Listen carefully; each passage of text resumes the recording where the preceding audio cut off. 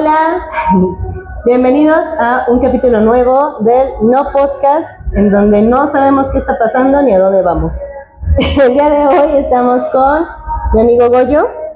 ¿Qué tal? Muy buenas tardes, días, noches. Yo soy Goyo y pues honrado en tu invitación, Leti. La verdad es que estoy emocionado, estoy contento. Parece ser que este es el segundo episodio de tu No Podcast. Así es. Entonces, pues muchas gracias por la invitación. No, pues gracias a ti por haber aceptado. Pues invité a Goyo porque es muy interesante lo que tiene que platicarnos, lo que hace con su vida, con su tiempo, que es lo que muchos no sabemos qué hacer, ¿no? O sea, solo vamos a la escuela o a trabajar y ya se acabó. Ni investigamos más, ni aprendemos más, ni muchas cosas, y mi amigo Goyo es un claro ejemplo de saber qué hacer con su tiempo. Entonces, pues estamos, como dice Goyo, en nuestro segundo capítulo, y también lo quise invitar porque quiero cambiar completamente el tema. Nuestra primera invitada es músico, y bueno, yo me voy como dando un poquito también de información sobre mí, y como yo también soy músico, pues tengo a mi alrededor muchos, entonces yo quiero invitar también a gente que no lo es, para ampliar el campo y conocer sobre más temas y más personas. Y bueno, vamos a comenzar, queridísimo Goyo. No es algo formal, no es algo serio, y vamos a ver hacia dónde nos conduce esta plática. Pues muchas gracias y pues adelante, vamos a platicar. Cuéntame quién eres, qué haces. Bueno, es de las cosas como más complicadas, no porque uno tenga una vida demasiado múltiple en las actividades, aunque ha habido épocas en las que sí. Mira, yo soy docente, o sea, yo me defino como docente. Yo estudié la licenciatura en Derecho y la ejerzo muy poco, nada más me dedico a la parte de la propiedad intelectual, de registro de marcas. Es a lo que me he enfocado por la relación que tiene en el ámbito también de la tecnología, la propiedad intelectual. Y me dediqué a la docencia mayoritariamente en mi vida, y es como yo me defino. Yo soy docente, yo soy profesor, soy maestro, pero en el sentido pues de la impartición de las clases. A mí los títulos, como si fueran una especie de títulos nobiliarios, los académicos, pues me repatean. O sea, eso de dígame por favor doctor o dígame maestro en tal cosa, pues me molesta, o el famoso licenciado, ¿no? Yo después hice una maestría en nuevas tecnologías, que yo creo que ha sido el estudio que más me ha fascinado en la vida, porque era como estudiar sociología con ciencias de la comunicación, pero en el ámbito digital. Entonces me apasionó, conocí profesores increíbles, y luego la vida me llevó a hacer un doctorado en administración. Sin embargo, eso todavía es un punto pendiente. Soy doctorante, ese es el término cuando todavía no tienes el grado académico. Me falta pues terminar esa investigación, porque de repente hay esos momentos, como tú decías, pues que nos gusta estudiar y cambias el tema y luego hay otro tema que te apasiona más. A mí me ha pasado mucho con el blockchain y ahora con el tema de la inteligencia artificial, y se conectan ambos temas, pero pues hay cosas que es tan apasionante el mundo moderno, o el mundo más bien posmoderno, que hay tantas cosas que a veces son efímeras, pero que te pueden llenar mucho y te pueden llegar a gustar. Pienso yo como en la época del Renacimiento, que tenían una multiplicidad de actividades. O sea, no solamente eran pintores, también escritores, o escultores, poetas, inventores, qué sé yo, o sea, o hasta las hacían de médico. Entonces, creo que una oportunidad social que tenemos en esta época es, con las posibilidades tecnológicas digitales, hacer estudios que a veces no parece que tengan una conexión directa o que sean afines, pero cuando uno se le encuentras nuevas oportunidades de trabajo, de vida, de producción social, económica y artística. Por eso te decía que es como difícil definir. O sea, te podría decir que yo soy profesor, soy docente, me encanta que me digan maestro, profe, y de repente nos dedicamos a otras cosas, hacemos otros estudios, no sé, o sea, ya la conversación nos irá llevando a diferentes lugares, que eso creo que es lo rico de esto. Pero pues, o sea, hago de muchas cosas y me fascinan muchas cosas. Creo que hay que explorar todo lo que puedas en esta vida. ¡Ay, increíble! Es mucho. Pero ahora cuéntame, ¿por qué profesor? O sea, dentro de todo lo que haces, de todo lo que has estudiado, de todo lo que te ha llamado la atención, ¿por qué profesor? Yo tuve muy buenos ejemplos de profesores en la primaria, en la secundaria, en la prepa. En la universidad ya casi no. O sea, ya en la universidad hubo algunos grandes ejemplos, sí, pero yo creo que los que más fortalecieron mi deseo de ser profesor fue en la primaria y luego en la preparatoria. Creo que esas fueron como las dos grandes épocas. No sé si dicen, bueno, ya ven que dicen que infancia es destino a veces. Uh-huh. Mi abuela, una de mis abuelas, mi abuela materna, fue maestra de primaria. No sé qué formación tenía porque pues falleció cuando yo era un poco pues, joven, que niño casi. Entonces hay muchas cosas que no te enteras. Pero me acuerdo que era maestra de primaria, entonces como que esa idea se me quedó grabada. Yo no pensé ser maestro, yo pensé primero pues dedicarme a la profesión que estudiara y yo dije ya más adelante cuando me jubile tal vez un día sea maestro, siempre tuve como esas ganas, pero nunca pensé que iba a ser lo primero que iba a ser como de mi ejercicio profesional, o sea de trabajar. Pues resulta que saliendo de la universidad pues yo tenía que esperar mi título, como muchos a veces esperamos 6 meses o a veces más, el mío fue como 6 meses y dije ¿y ahora qué hago?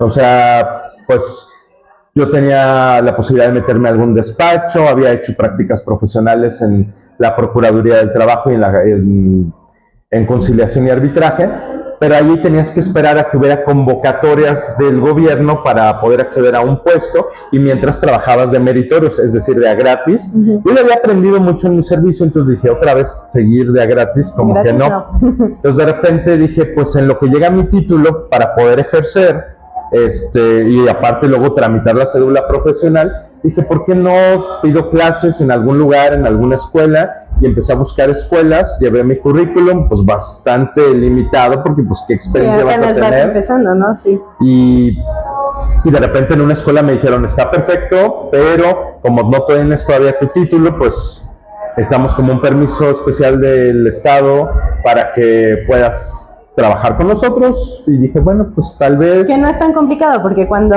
estás esperando tu título, pues tienes tu carta de pasante, tienes... Sí, y puedes demostrar, pero no sé qué sucedió que en una escuela, bueno, no sé, que estaba como en el proceso, iba a iniciar el proceso, pero dejé varios currículums, y de repente en una escuela, después de unas semanas, me hablan y me dicen, oiga, ¿puedo venir? Sí, y ya me empiezan a preguntar algunas cosas y me dicen, ¿cuándo puede empezar? Y les dije, ¿cuándo lo necesitan? Lo más pronto posible, ¿puede empezar hoy? Y les dije, no, pues mañana. Tengo que preparar la clase, ¿no? Pero les dije mañana, y entonces la que era directora de esa institución me dice, ok, mañana empiezas. Y fue a hacer algo, salió de la oficina y me dijo, espérame un momento, regresa. Y le digo, ¿sabe qué? Empiezo ahorita mismo. Y entonces me dijo, ok, ahorita a las 10 de la mañana tienes ciencias sociales. ¿Cómo crees? Ajá. Y entonces me dieron como 5 grupos y daba ciencias sociales, historia, problemáticas de México, o sea, problemas socioeconómicos de México. No me acuerdo qué era, pero empecé el día que me dijeron. Era nivel preparatoria. Ajá. Un grupo de 40 muchachos, o sea, grupos de 40, de más de 30, de entre 30 y 40. Adolescentes. ¿Tú tenías 24 años? Dios. Tengo 16 años dando clases. Wow. En agosto cumplí 16 años. Empecé así, fue difícil, sufrí, se peleaban los muchachos. Claro. Alguna vez en el salón de clases se pararon unos y se pusieron a pelear y los tuve que separar. Es que una cosa es saber lo que vas a hacer, saber sobre el tema, y otra cosa es el control y manejo de grupo. Nadie te lo enseña. No.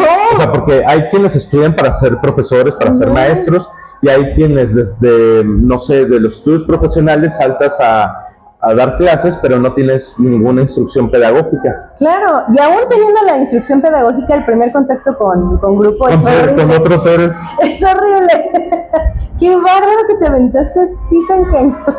Y me gustó, me seguí quedando un tiempo. Las condiciones laborales para los maestros de educación privada, pues son súper precarias, son súper, o sea, difíciles, complicadas, económicamente no puedes subsistir. Por eso es un tema que a veces cuando algún alumno, es que yo quisiera ser maestro, le digo, ok, luego platicamos, porque tienes que tener otros ingresos y tienes que diversificarte. El docente de la educación privada tiene que buscar varias escuelas, o sea, con una es dificilísimo subsistir. Si lo consigues, qué mejor, pero a veces tienes que, yo en muchas épocas de mi vida, gran parte de mi vida profesional, tuve que dar clases en las mañanas, en las tardes, los sábados, y dar cursos especiales quien te pidiera, y aparte trabajar en otras cosas, lo cual pues agota, genera el famoso burnout de los trabajadores. El nivel de estrés que tienes es terrible. Hubo un tiempo, hace no mucho, antes de la pandemia, o sea, a meses de que empezara la pandemia, me apareció un herpes que me cruzaba la cabeza y me llegaba por acá, por la frente, y después afortunadamente no tocaba el ojo, pero pasaba por acá. De puro estrés. De puro estrés, trabajando muchas horas en la mañana, dando unas clases en la tarde, luego otras en la noche, o sea, a las 10 de la noche virtuales. ¿Cómo? Las de la tarde eran virtuales, sí. Y aparte los fines de semana maestrías, y entonces y revisar trabajos de investigación, o sea, troné, tuve que renunciar a varios, decirles, o sea, es muy feo cuando tienes, o sea, que admitir y decir, ya no puedo. No puedo. Y lo he tenido que hacer en varias ocasiones porque me costaba mucho trabajo decir que no, y ya tengo que aprender, empecé a aprender a decir que no y a no aceptar trabajos. Te quemas.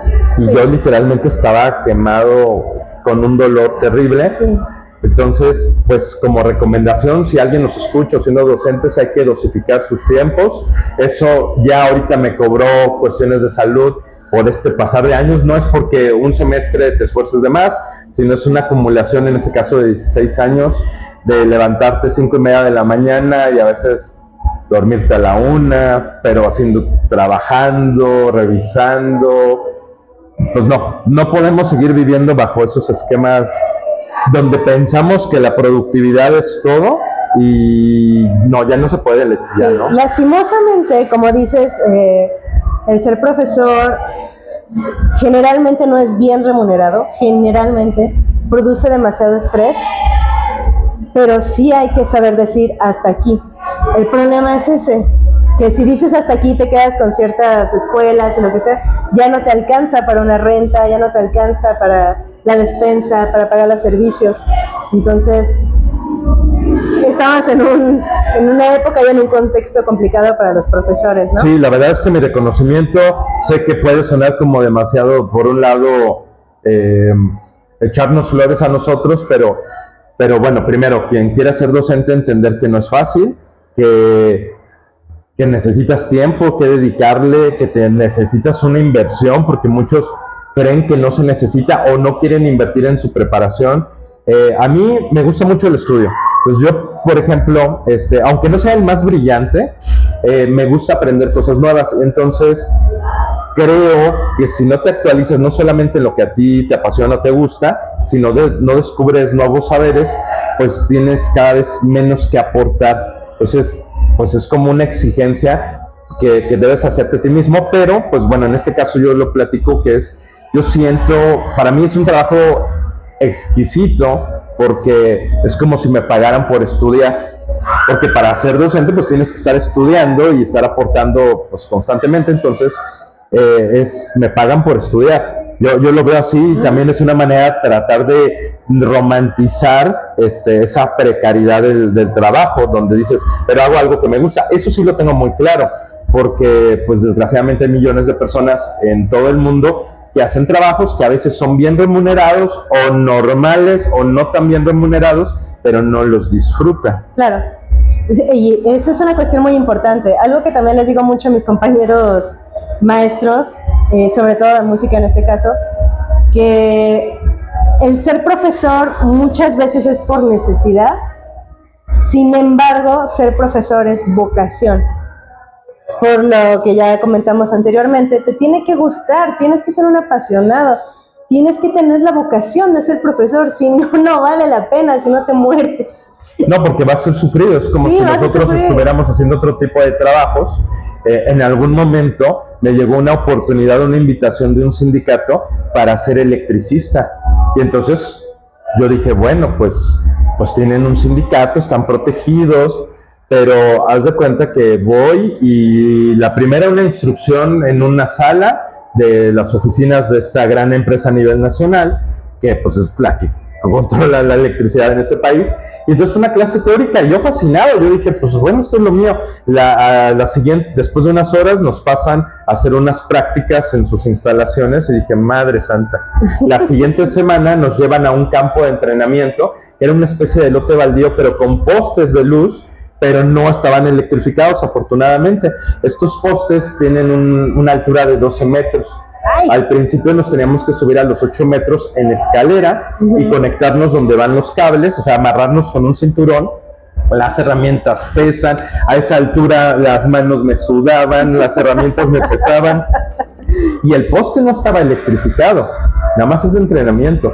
Estuve meses así, íbamos por la colonia donde estaba ese campo de entrenamiento con aparatos donde vas llevando el registro de los medidores. Antes los medidores no eran todos digitales, como ahora que ya te ponen el número, sino eran de los relojitos. De relojitos. Entonces por eso mucha gente recibía el recibo mal porque se equivocaban en las lecturas, a veces se equivocaban en las lecturas y les ponían 10,000 pesos de más de luz. O un montón, porque se equivocaban con la lectura. Acabas de revelar un secreto. Entonces, pues yo ahí vi, y era dificilísimo, y nosotros nos pegábamos al medidor para ver, bueno, sí, de la lectura para anotar, pero los que ya sabían iban caminando, no se detenían, iban caminando, nada más volteaban a la casa y desde 3 metros o a veces más de distancia alcanzan a ver los números y los anotaban, por eso también había como errores. No inventes. Pero es que si no, no alcanzan a hacer todas las medidas, o sea, todas las lecturas. Claro. Entonces, ¿qué pasó? Yo, aparte, me tenía que subir, en momentos decían, no siempre va a haber escaleras, te vas a tener que subir con cuerdas, le llaman maneas. Entonces te amarras como los de tipo Mulan, te vas subiendo al poste. Era lo que tenía en la cabeza, entre Mulan y los leñadores, ¿no? Sí. Y entonces, horrible. Y a los 8 metros ya te conectabas, pero te tenía, o sea, pero pasa algo y te caes. O sea, bueno, estás amarrado, está bien, pero una vez una persona que estábamos en un entrenamiento, era uno de esos chicos que de repente quería dárselas de valiente y no se amarraba, y entonces el de abajo tenía la responsabilidad de decirle, tienes que amarrarte, si no te vamos a correr del entrenamiento y no vas a poder aplicar para el trabajo. Y se amarró forzosamente, a regañadientes, se amarra con el cinturón. 5 minutos después se desmaya. O sea, se hubiera matado, hubiera tenido un accidente terrible, de 8 metros de altura, pues peso muerto, pero se amarró y se salvó. Y lo tuvieron que hacer una maniobra para bajarlo con cuerdas, increíble, mis respetos para los que se dedican a hacer las conexiones eléctricas. Es un esfuerzo descomunal, tu vida corre peligro, llegan a tener pues descargas eléctricas, es muy peligroso. Y entonces yo ahí valoré mi trabajo y dije, bueno, pues yo estaba buscando una estabilidad, porque es increíble la estabilidad que llegan a tener,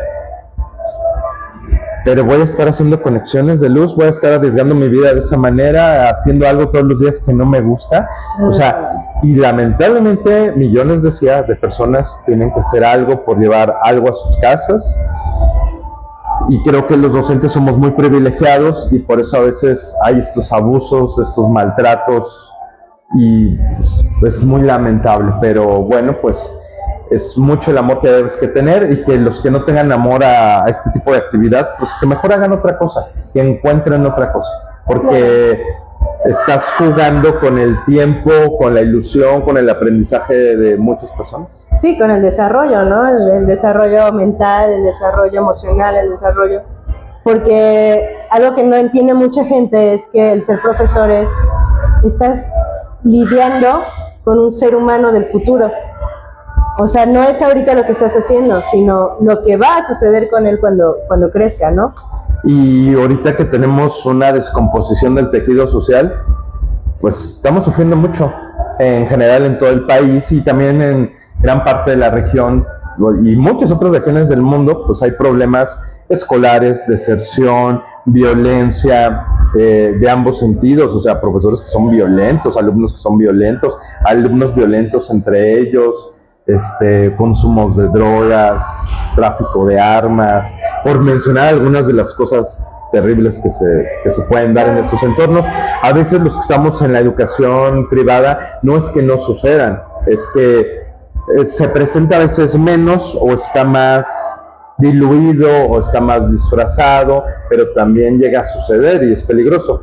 En todos los contextos socioeconómicos, socioculturales, se presentan diferentes niveles y tipos de violencia, pero pues por eso es muy difícil, estás trabajando con seres humanos y los potenciales y futuros adultos. Exactamente.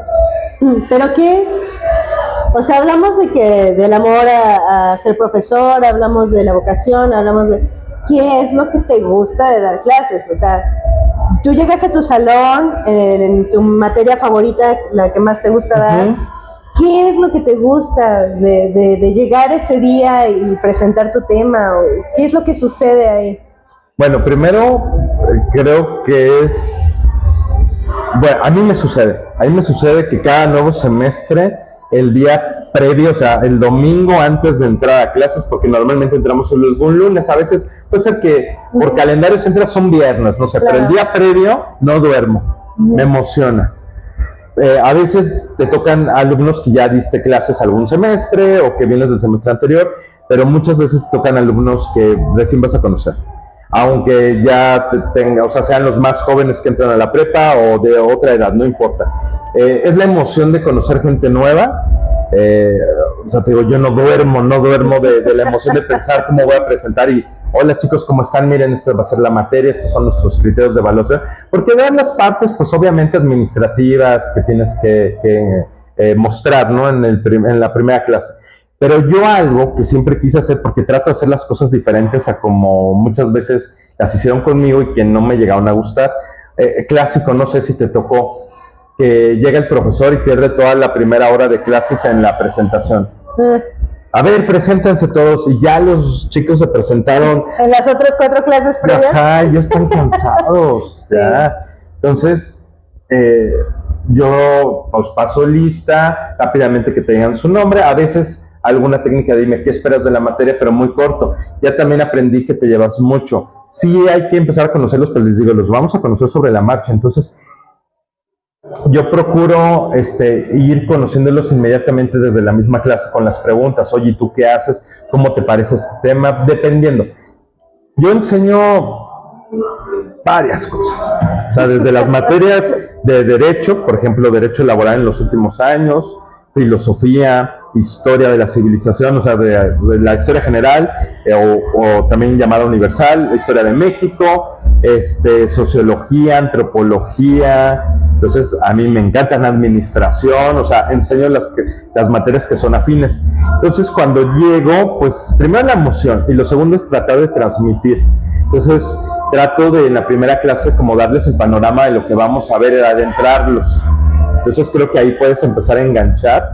Por ejemplo, a mí me encanta la filosofía y algo que me da mucha tristeza es que bajo el nuevo modelo de la escuela mexicana, de la nueva escuela mexicana, pues ya la filosofía ya no existe como materia. Entonces, tengo mucho miedo a que al desprender la filosofía de las escuelas, están restando el pensamiento crítico. ¿Y qué tipo de ciudadanos vamos a tener? Sí, o sea, ya robot cuadrado.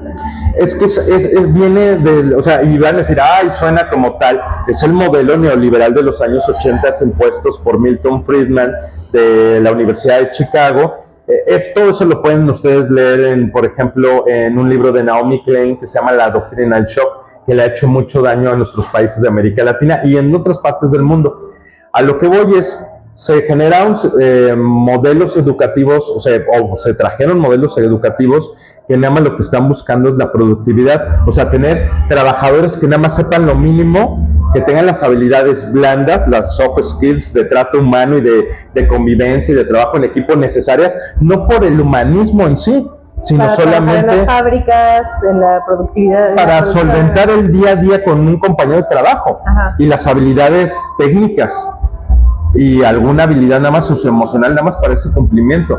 Y entonces a ellos no les importa que tengan un pensamiento crítico, punto, no les interesa porque lo que quieren es tener trabajadores aptos para la industria. Lo triste es que a pesar de que se diseñan estrategias para lograrlo y los programas de estudio se diseñan para lograrlo, muchas empresas siguen renegando de que no les llegan buenos trabajadores y entonces terminan ellos gastando más en su propia capacitación y ya hay empresas que tienen su universidad de empresa donde dicen, mira, a mí con que salgas de la prepa yo te voy a preparar, pero obviamente te preparan bajo sus propios valores y políticas. Creo que no están mal si se apegan a la ética, al humanismo, pero no les van a enseñar materias de sociología, de antropología, de filosofía, de pensamiento crítico, de lógica, de ética, no. Si les enseñan una de lógica, va a estar orientada a los algoritmos para el pensamiento lógico-matemático. Que no le conviene a las empresas, por supuesto. Ajá, y nada más digo, la lógica matemática nada más le conviene para la cuestión del razonamiento. Ajá, sí, claro. Pero un razonamiento técnico, meramente técnico industrial. Exacto. Entonces, a mí eso me puede mucho porque, como tú dijiste, hacia qué tipo de ciudadanos va a tener este mundo, o sea, cuáles son los que les estamos formando o les vamos a heredar.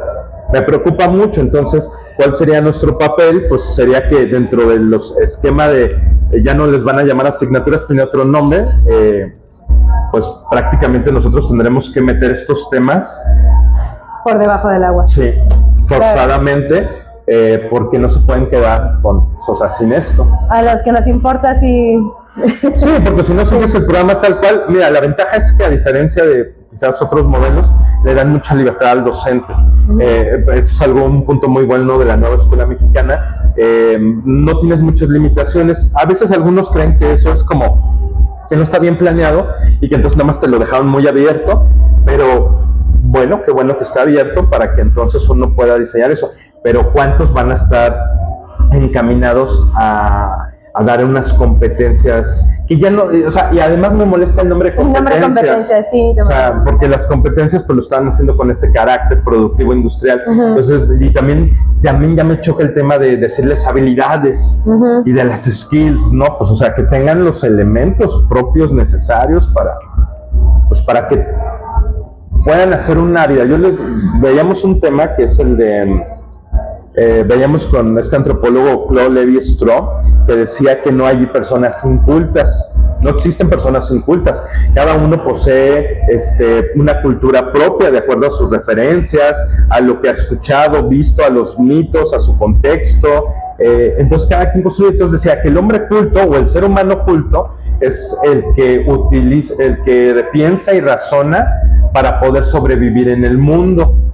Ese es el hombre culto. Okay, o sea, no, porque a veces tenemos el problema de hablar de una alta cultura. Ajá, culto es el que sabe mucho, ¿no? Ajá, y de cierto tipo de cultura, cierto tipo de música, cierto tipo de lecturas. Muy hacia lo occidental, muy europeo el asunto, ¿no? Eurocentrista, por un lado, donde hablábamos que decían es que solamente cierto tipo de música, tú que lo comprendes bien, pues tiene cierto valor estético, que yo lo entiendo, claro, pero no es que la persona sea inculta, sino tienen una cultura distinta y es diferente, diferente y hay que entenderlos desde sus propios contextos y los recursos a los que tuvo disponibles, el capital cultural. O sea, no es lo mismo un chico que nace en un entorno de una pareja de músicos, donde su capital cultural sobre la música, y obviamente la música te lleva a otros escenarios, de lecturas y de viajes y gastronómicos y de personas. O sea, imagínate una pareja de músicos que conviven con músicos, que conviven con poetas, con escritores, pintores. El capital cultural de los chicos en ese entorno va a ser muy alto, es enorme. Y entonces hay otros donde su capital cultural pues serán los medios de comunicación hegemónicos y la música que podían escuchar en el entorno inmediato de su pueblo, de su comunidad, de su ciudad. Pero sin embargo podemos estar hablando de alguien que crece, no sé, en Oaxaca, se me ocurre, que riquísimo, riquísimo el acervo cultural de las comunidades y de todo esto. O sea, también puede ser sumamente alto sin necesidad de ser como dentro de lo que dices, ¿no? El contexto. Pero lo que pasa es que está el discurso discriminador de que es que eso no es alta cultura, es que son dialectos en vez de, pues, es una lengua, es un idioma, ajá, sí. No, es que son artesanías, es que, son expresiones, pero de pueblos nativos, o sea, les restan valor. Sí, muy clasista el asunto. Exacto, pero es un acceso a la cultura, incluso tal vez cosas que no nos agraden. Es una cultura y hay culturas, no las quiero nombrar, pero culturas relacionadas con el crimen y en esos contextos, sigue siendo una cultura distinta y pero tal vez no deseada por los valores que puede promover, pero no existen personas incultas bajo la visión del antropólogo Claude Lévi-Strauss. Como que tenía yo la idea, pero no la había como visto tan así, tan... Sí, o sea, a ti, pues, a alguien, no a ti, obviamente, a alguien le puede gustar a Peso Pluma y no lo vamos a juzgar, o sea, tendrás tu opinión muy reservada e interior, pero es un tipo de cultura. ¿De qué es cultura? Es cultura. Ajá, es cultura. Tal vez no es la que quisiéramos para todos, aunque hay análisis muy interesantes, pero bueno, también los hacen otros que a veces ni siquiera tenían la intención, los músicos que se dedican a hacerlo, pues no tenía esa connotación o no tenía esa intención. Y resulta que... Y ahora los académicos son los que le buscan y no, mira... a veces nos ponemos muy mamones. Sí, la neta. Y muy pretenciosos. Sí, la neta sí. Y de ahí salen cosas buenísimas. Sí. Buenísimas, la verdad. Fusiones interesantes. Sí, estaba viendo, no sé si por ahí van en YouTube las palabras narcos y cosas por el estilo. Creo que en YouTube no. No lo sé, por eso yo trataba de evitarlos, bueno. Sí. Pero sobre los niños que están como dentro de este contexto, ¿no? Del crimen y de todo eso. Ya hay libros, ya hay documentales, porque descubrieron que realmente era una cultura trágica, quizá no conveniente, no lo que quisiéramos, pero es una cultura, como lo dices. Entonces, hay un autor interesante que es mexicano, se llama Osvaldo Zavala, búsquenlo. Osvaldo Zavala escribe en general de ese tema, pero aporta esos elementos de que los medios de comunicación en México contribuyeron a fortalecer esa tal cual cultura, no quiero decir la palabra, pero cultura, a través de las novelas, a través de los discursos, a través de la música, desgraciadamente. Y luego crece y te das cuenta que no solamente era una misión de algunos medios de comunicación, sino también era provocado por un gobierno vecino para desestabilizar. Y es un tema que tal vez no acabemos, también es profundo y que necesitaría quizás que unos especialistas hablen del tema, pero me parece apasionante. Entonces, volviendo a lo que preguntabas, en una clase hay que darle, ¿cómo lo podría decir? Generar el interés de por qué estamos aprendiendo quizás antropología o filosofía y entender que tiene un propósito, que nada es de a gratis y que ningún conocimiento es desperdiciado. El problema es que de repente, pues en algunos entornos me pasó, ¿para qué vamos a aprender eso? O sea, ¿eso qué me va a servir? Si yo quiero ser ingeniero, si yo quiero ser arquitecto. Eso no me va a dar de comer, ¿no? Exacto, pero entonces serían vidas muy vacías. Y ese es como el reto más difícil cuando enseñas desde las humanidades o desde las ciencias sociales. O sea, yo tuve generaciones donde los comentarios dentro de materias de administración es que nosotros queremos, o sea, por ejemplo, una demanda interesante de los alumnos es que, porque ellos lo ven en las redes sociales, lo ven en los Reels, en los TikToks, ¿por qué no nos enseñan a pagar impuestos? Yo les digo, es que todavía no es momento que aprendas eso, por ejemplo, en preparatoria, pero entiendo, ¿por qué no nos enseñan de finanzas? Bueno, es que primero tienes que tener estos elementos, pero lo que me decían no eran esos comentarios, sino nos decían, es que yo quiero saber cómo lavar dinero. Y te estoy diciendo de un entorno de personas privilegiadas con estudio, con una trayectoria de estudios y de capital cultural diferente a los entornos empobrecidos. Y entonces es muy decepcionante donde su aspiración era, quiero saber cómo lavar dinero, quiero saber cómo evadir impuestos. Entonces, y te estoy diciendo que no es el entorno paupérrimo. Claro.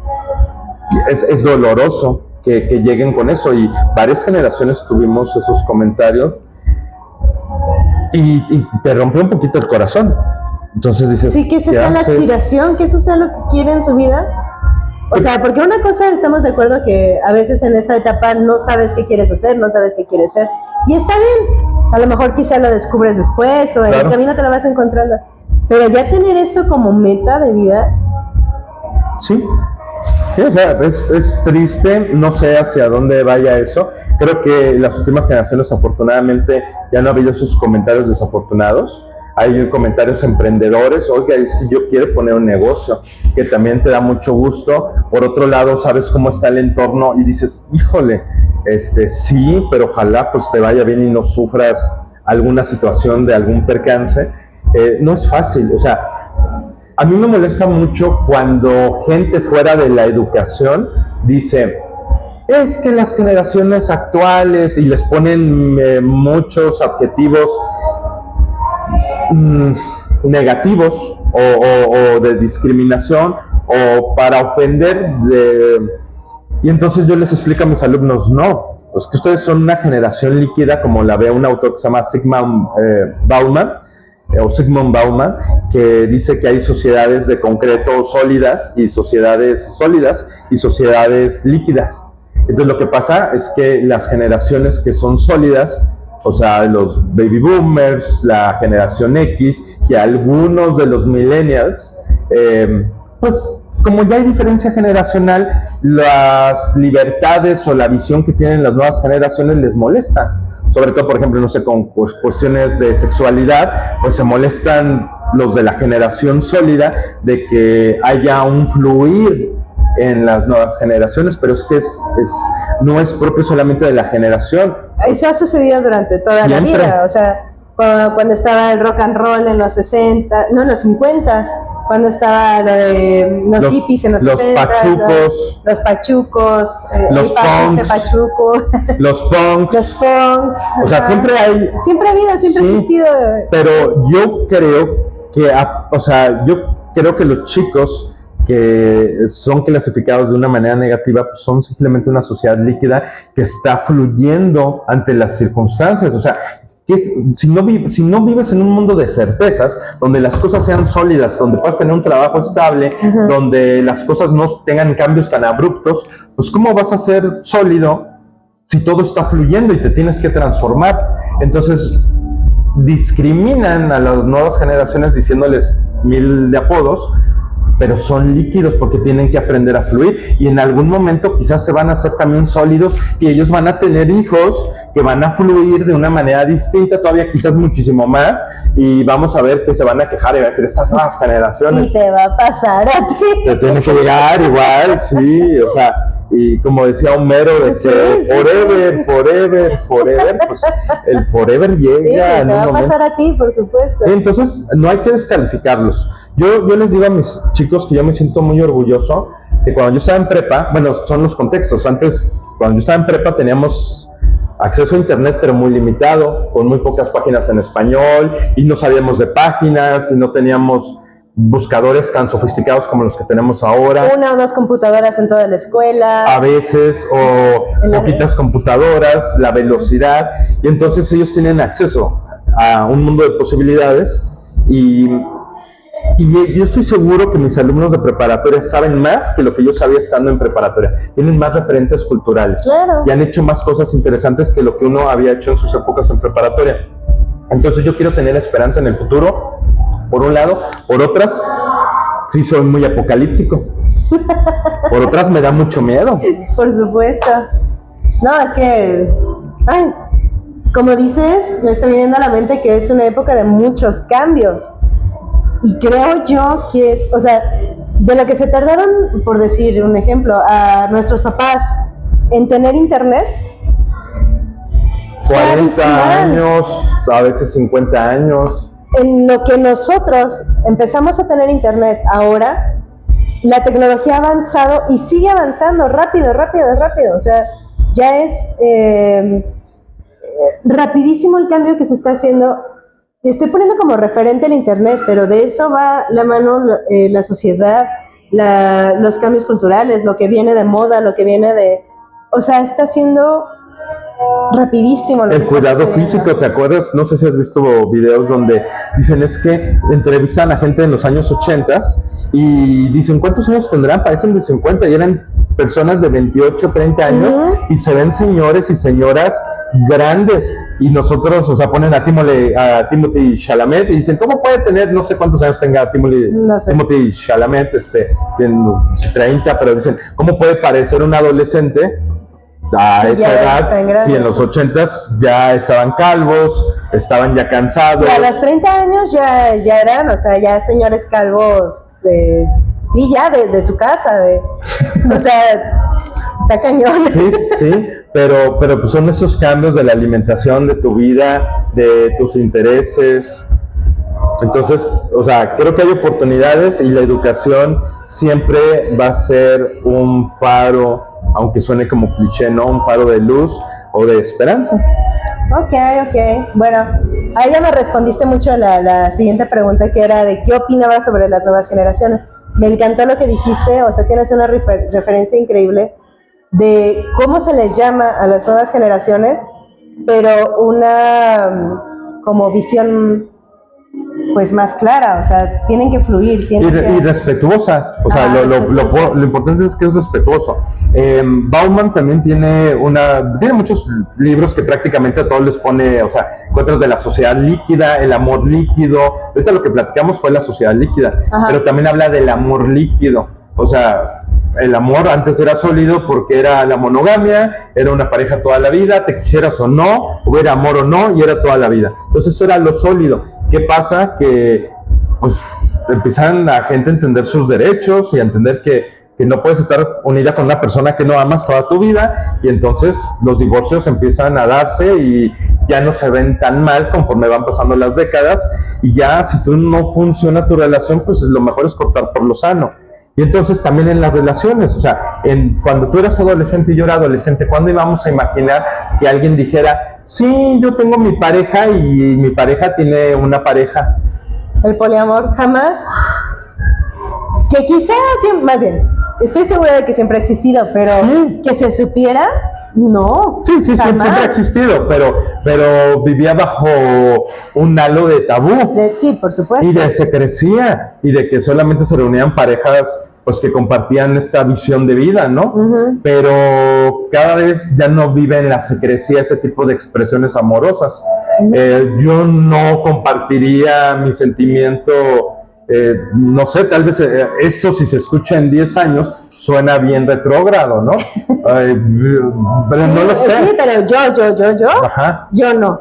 Sí, claro. Yo tampoco. Entonces hay que entender que pues el amor ahora es líquido, donde por eso no quieren tener una etiqueta, porque entonces eso le impide poder fluir con otras personas, poder fluir en su género, en sus deseos, en sus preferencias, y lo que yo enseño no está mal, o sea, es diferente.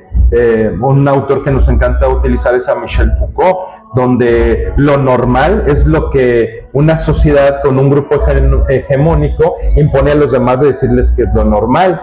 El psiquiatra o el médico define al enfermo, es una de las cosas que decía Michel Foucault. El abogado, aunque no me gusta el término del abogado, yo diría la autoridad, pues define al delincuente. Entonces el que está sano define al otro, que es el que está enfermo. Entonces por eso empiezan a haber esas etiquetas, y aquí una de las cosas que se ha estado trabajando en estos tiempos de la sociedad líquida es pues evitar esas etiquetas, porque ¿qué es lo normal? Okay, sí. ¿Desde dónde es lo normal? Pero tú ¿cómo ves? O sea, tú siendo de mi generación, que compartimos más o menos el mismo pensamiento, tú estás ya viendo qué es lo nuevo, de lo que está viendo la generación líquida, ¿cómo la llamas? Bueno, como la llama el autor. ¿Qué opinas tú sobre ese cambio? O sea, porque justo estamos atravesando este cambio ahorita. O sea, lo estamos viviendo ahora. Hace 10 años estaba muy complejo, empezaba, pero ahorita lo estamos viviendo. ¿Tú qué opinas? Es una marea que no puedes parar. Si empiezas con restricciones, con prohibiciones, va a tomar más fuerza porque estás tratando de contenerla. Lo único que va a hacer es derribar tus muros o ¿qué te iba a decir? Como barricadas o los sacos de arena que estás poniendo de tu estructura mental para impedirte, o sea, no lo puedes impedir. Ahora, que creo que, y alguna vez lo comentábamos, que creo que es peligroso, es que en algún momento el conservadurismo, que ha vuelto a tomar gran auge en muchos países del mundo, va a regresar con dictaduras, todavía quizás no idénticas a las que ya vivimos, creo que no, y muchos autores lo dicen, sino a veces hasta le utilizaban el término en México en los 90s de dictablandas. Es un término que no me gusta, pero a lo que voy es dictadura sui generis del pensamiento de la cancelación. La cancelación es una dictadura donde unos dicen que está bien y que está mal, entonces donde se pierden algunas libertades, que también hay que tener mucho cuidado con eso, porque lo único que no podemos tolerar son a los intolerantes, a los que tengan un discurso de odio. O sea, es el único tipo de expresión que no puedes permitir, los discursos de odio. Entonces, estos grupos que creo que en algún momento van a actuar con una dictadura férrea a las tradicionales que se tuvieron en el siglo XX, o alguna dictadura sui generis con otros elementos, pero de represión. Ya los gobiernos no tienen que ser los represores, o sea, de ejercer el monopolio de la violencia, porque la violencia, decía Michel Foucault, se ejerce desde la familia, los trabajos, los sindicatos, los grupos humanos, las escuelas, hospitales, prisiones, la misma pareja. O sea, hay microviolencias, como hay micromachismos, hay microviolencias donde te van diciendo esto está mal, esto está bien, y es ahí donde yo siento que pueden perder terreno algunas conquistas sociales, porque puede venir una represión muy dura. O sea, la gente se confía mucho del momento que creo que afortunadamente en gran parte de Occidente se vive progresista, que a veces lo utilizan como si fuera un insulto, ¿no? Pues progresar jamás puede ser un insulto, pero vemos que hay países con otros órdenes de pensamiento religioso, político, social, donde hay mucha represión, todavía tiránica, todavía tradicional, pero en Occidente creo que va a tender a ser dictaduras y regímenes totalitarios distintos a los que conocemos, donde vamos a perder libertades. Vamos a perder libertades, y eso a mí me preocupa mucho, que la derecha, que es la conservadora, que está en contra de muchos derechos, o sea, si la derecha nos pudiera esclavizar, nos esclavizaría, o sea, así de tajante soy, esa es mi visión. Yo tengo mucho miedo que la derecha recupere terrenos o gane más terrenos, porque en algunos lugares ha retrocedido, pero no está completamente muerta.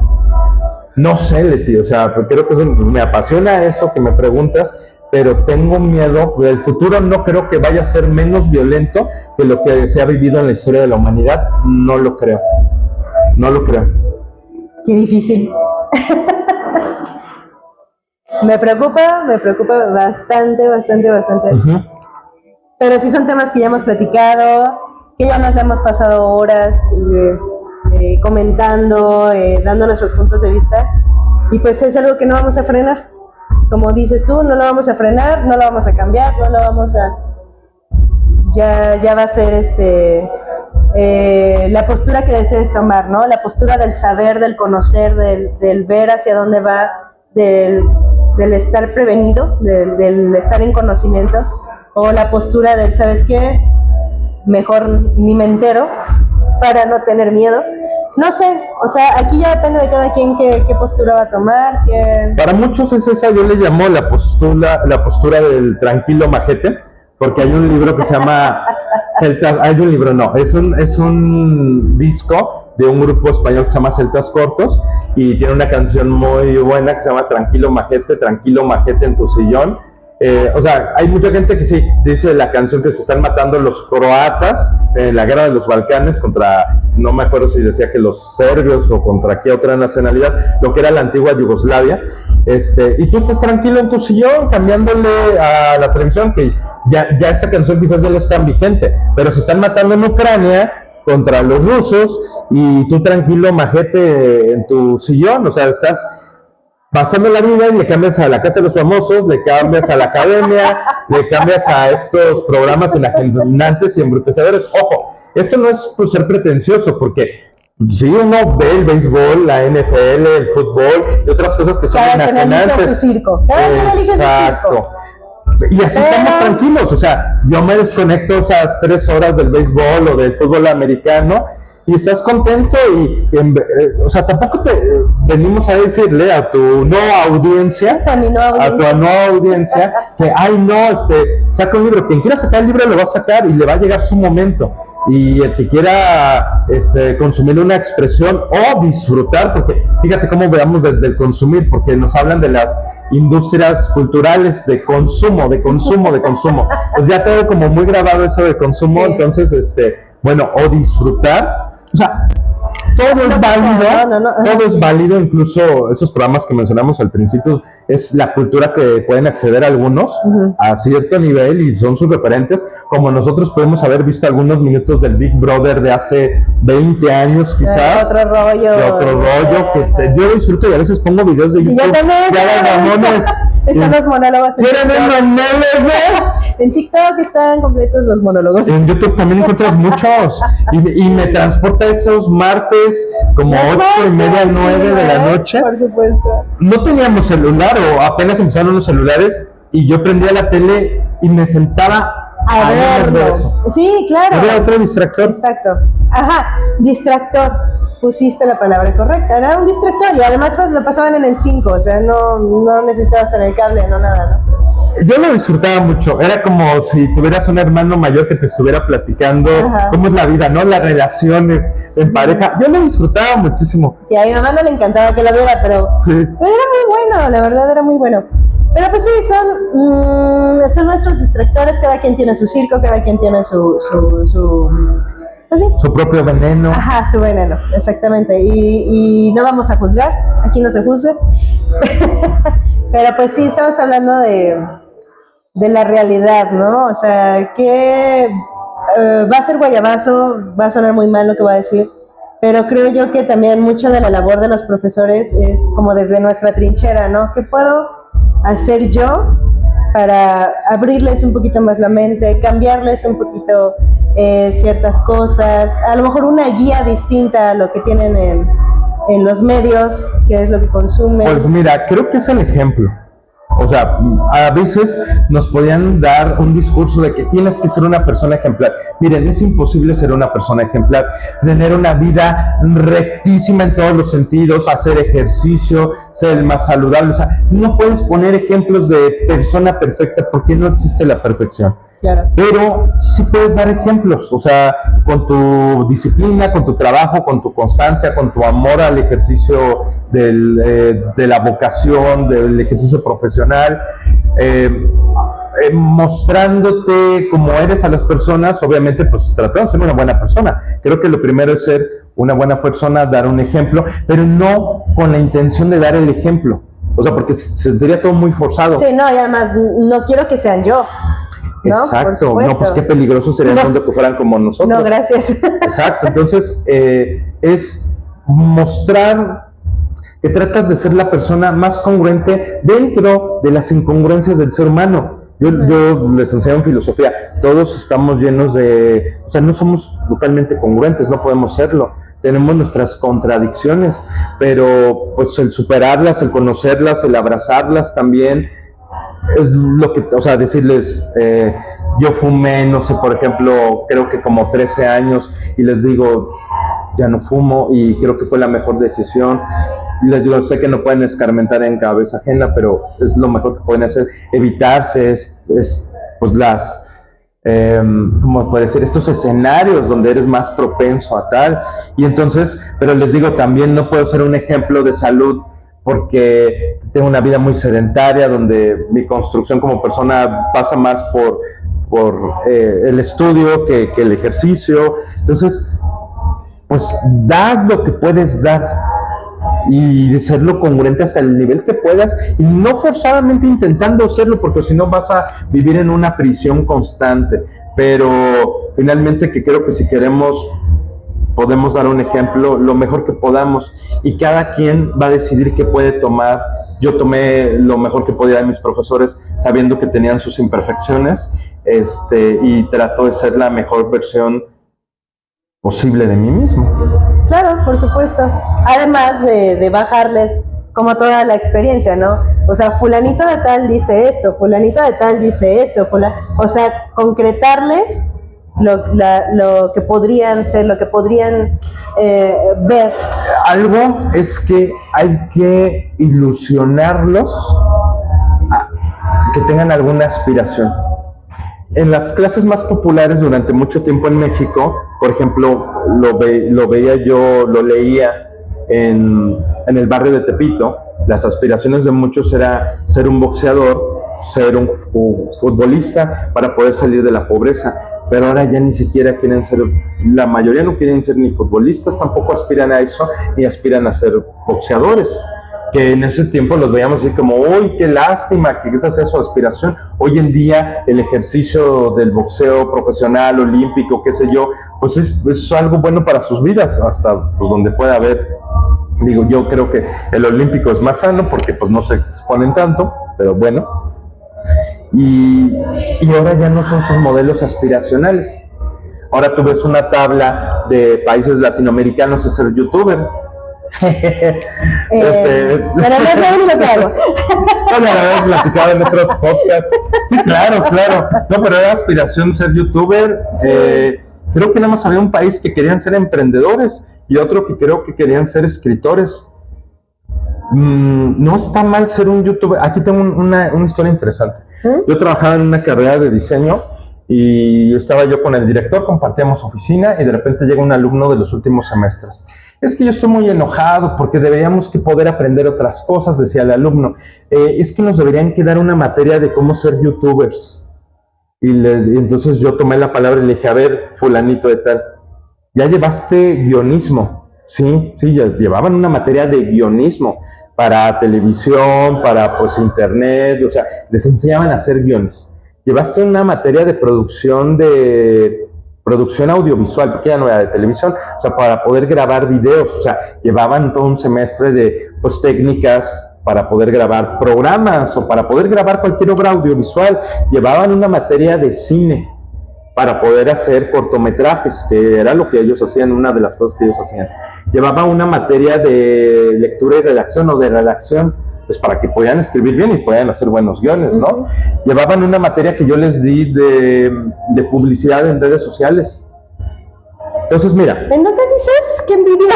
Sí, o sea, guión, redacción, producción audiovisual, producción, bueno, de video. Producción de audio, o sea, podían ellos ya editar el audio y el video. Audio, video, hacer guiones, contratar la publicidad, la materia de cine, tenían un lenguaje cinematográfico. ¿Y no les daban clases para ser youtubers? Pues este muchacho no entendía. Él necesitaba, yo creo que hasta necesitaba que estuviera el logo de YouTube en el programa. Para darse cuenta. No se daba cuenta. Ahí es ese nivel de... No registró. Imagínate. Entonces quería ser youtuber, pero no sabía que ya tenía todos los elementos más que los youtubers. Los youtubers que empezaron no sabían de edición de audio ni de video, y empezaron experimentando hasta que lo aprendieron en la marcha. Y hubieran querido como saber alguien todo que eso. yo conozco. O sea, sin idea de nada. No inventes, lo tenía ahí. Todo, pero no se daba cuenta que ya lo sabía. Porque no tenía el nombre. Sí, pero porque tampoco era nuestra misión hacer los youtubers. Por supuesto, o sea, tenían más herramientas que las herramientas, o sea. Y tenían la computadora, tenían el software, tenían las cámaras, o sea, también llevaban una materia de fotografía, tenían un entendimiento del lenguaje fotográfico y del lenguaje visual y del audiovisual. O sea, de todos los que quieren ser youtubers, él ya lo tenía todo y ni siquiera cuenta serio. Pues no. Entonces, qué triste. Pues ahí, sí. Qué triste. Pero bueno, pues era algo de lo que te decía, que sus modelos aspiracionales han cambiado. Y esos, o sea, a mí el que menos me preocupa es que quieran ser youtubers. Nada más que para ser un youtuber tienes algo que comunicar. O sea, si no comunicas nada, o sea, están los youtubers que hacen videos de cocina, pero saben cocinar.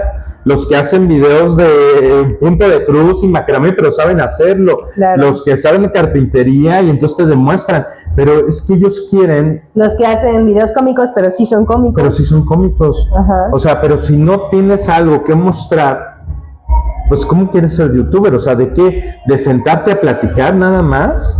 Sin tener un sustento, sin tener un guión o un esquema, o sea, nada más por platicar. Conozco muchos y quieren ser famosos por eso, pero no, pues es que tienes que aportar algo Ajá, exacto. y pues no. Sí, puede ser lo que sea, pero tienes que tener que, si no te das cuenta, Una lo que vez- tienes enfrente, ¿qué tienes que para ofrecer? Una vez teníamos una alumna en una preparatoria y un compañero le daba clases de radio y dijo a la chica: tienes muy buena dicción, tienes buena presencia al hablar, tienes conocimiento del tema, ¿no quieres estudiar ciencias de la comunicación? Y dijo: no, yo quiero estudiar moda. Y tienes razón, creo que lo hago bastante bien, esto de la comunicación, pero yo quiero estudiar moda y podría dedicarme a la comunicación, pero primero tengo que saber de qué hablar.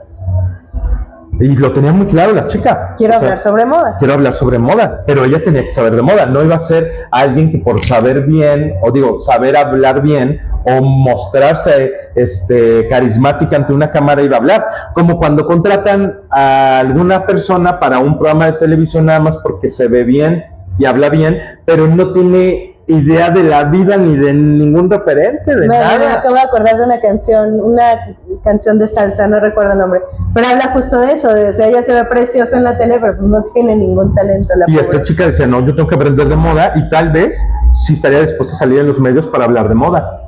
Lo tenía muy claro. Excelente, excelente. Entonces, ahí yo creo que es muy válido. Y el youtuber es un nombre que le das ahorita, porque ese es el canal, pero puedes decir twitchar o streamear en Twitch o en otra plataforma. O sea, pero tienes algo que aportar. Entonces, creo que se nos van a empezar a caer muchos de esos ídolos falsos de los influencers y los chicos van a tener que ver otras posibilidades y también van a llegar a un mundo donde pues está cañoncísimo monetizar.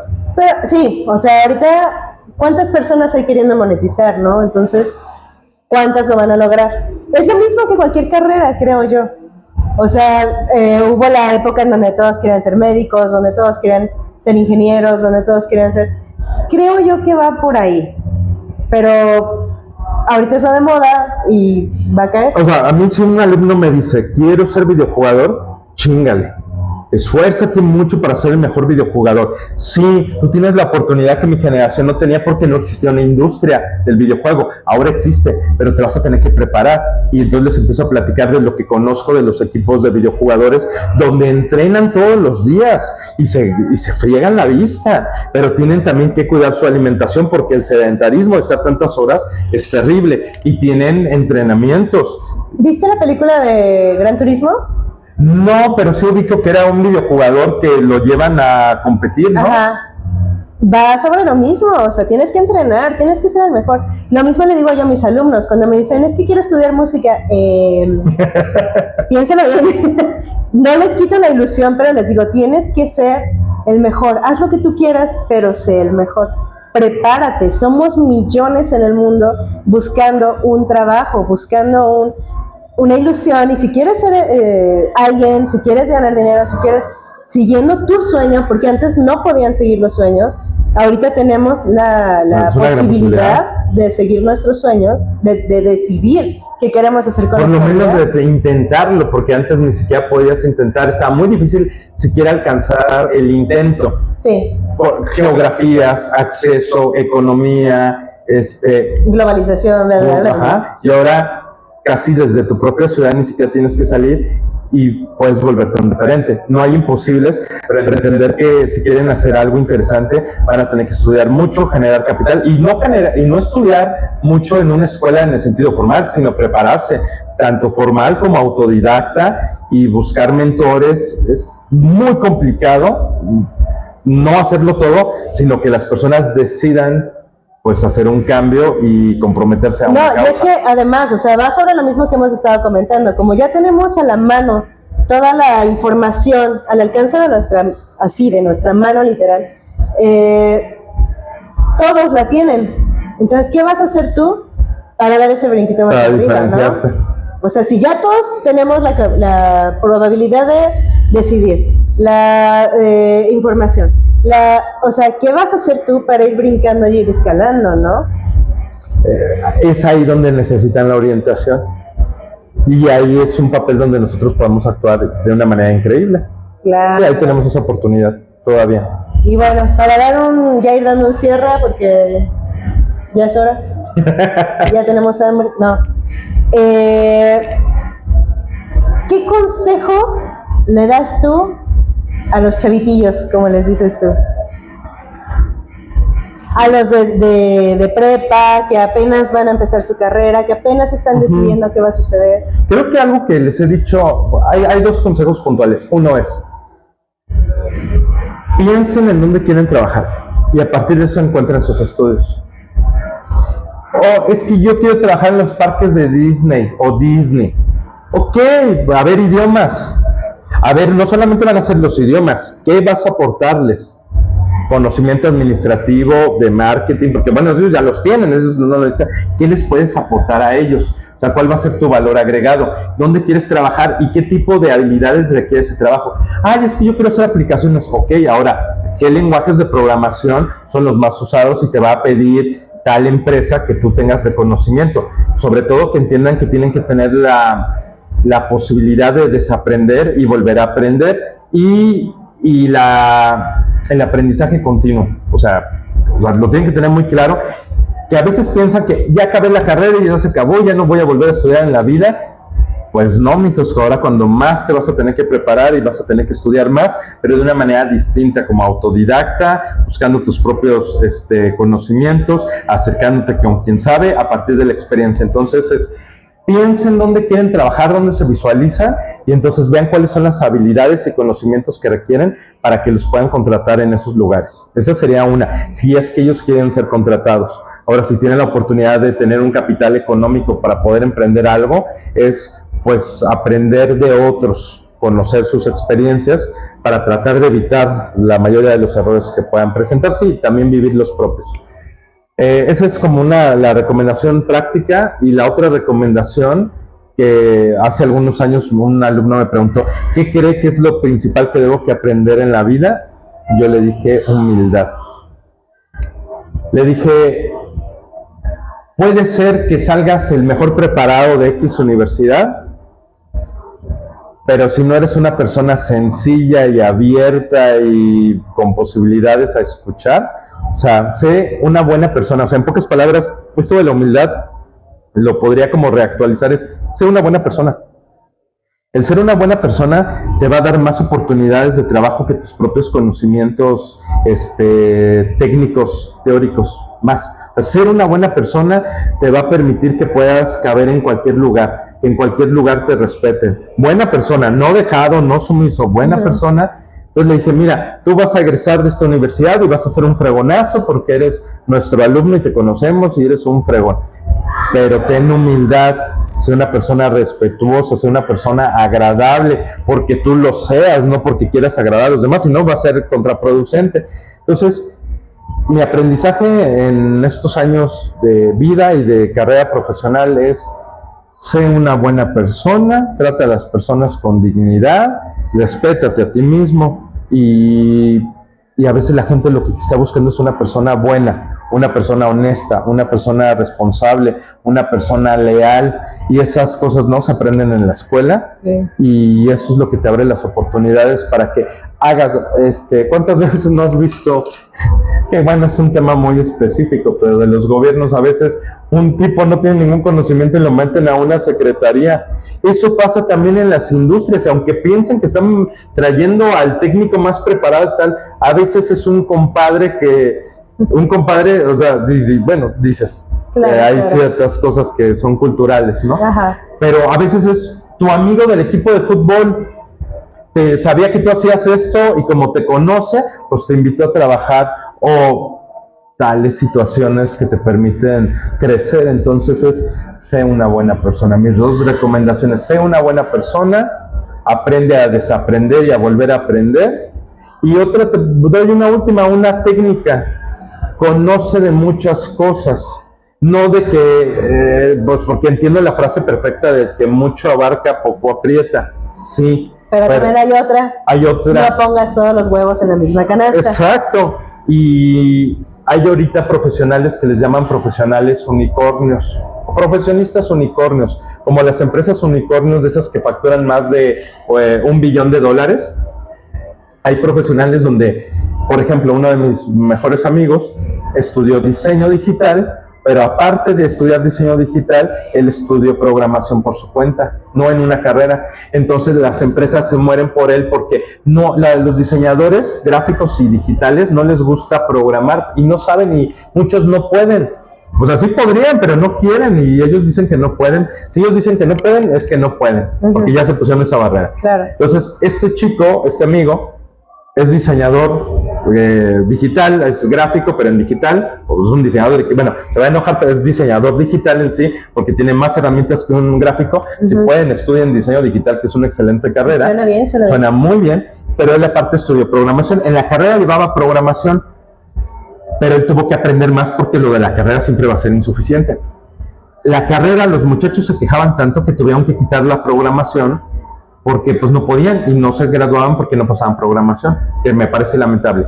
¿Por qué? Porque este chico, al tener programación y luego él por su cuenta aprenderlo, se convirtió en un unicornio, porque los programadores no saben diseñar y los diseñadores no saben programar. Y este cuate, no les digo la cantidad de dinero que gana una cantidad impresionante, porque conectó lo que dijimos al principio del no podcast, conectó dos saberes que parece que no hay una conexión, los conectó y tiene un valor agregado. Se convierte en le dicen unicornios porque no encuentras profesionales de ese tipo, es como si fuera una leyenda. O sea, no hay unicornios, lamento decirlo. Sí. Perdón. Pero sí hay profesionistas unicornios. Por ahí es un consejo. Es un consejo increíble, increíble. Yo he tenido más trabajo que me han contratado por temas de asesoría tecnológica que de abogado, pero cuando saben que conozco de las leyes y aparte conozco de la tecnología, pues me mandan llamar para consultorías, para asesorías, para implementar algo. ¿Por qué? Porque no, o sea, el abogado nunca quiere tocar la tecnología, sabe abrir Word para hacer demandas y contestaciones. ¿Y a fuerzas? Y ya, no, a veces Excel no sabe. Sí. Y en cambio, pues el tecnólogo pues no se mete nada al mundo del derecho. Claro, por supuesto. Entonces, yo he tenido más oportunidades de trabajo por mi parte tecnológica que lo que se me ha contratado por la parte legal, y no me importa, soy feliz. Claro. Entonces, sean felices, hagan lo posible por estudiar lo que ustedes quieran, lo que les apasione, aunque les digan que no hay campo de trabajo, ustedes se van a hacer su campo de trabajo. Cuando algo realmente te apasiona, el camino se abre. Irremediablemente. Y tú lo abres, y aunque le abras a otros demás, juntitos van quitando las piedras del camino. Pero es porque te apasiona y porque te gusta. Betty, creo que había muchas cosas que platicar, pero nos alcanzó hasta aquí. Muchas gracias. No, Goyo, es que de verdad, o sea, echarme unas pláticas contigo nos podríamos llevar una noche completa platicando de un tema, de otro. Quedaron pendientes preguntas, pero espero yo que esto continúe y otra invitación y hablamos de otros. Pues muy agradecido, y cuando tú quieras. Perijillos, escabrosillos. Con mucho gusto, mil gracias. No, de verdad, muchas gracias y nos vemos prontito. Muchas gracias. Muchas gracias, chicos del No Podcast. Espero que les guste y aquí quedamos pendientes. Bye.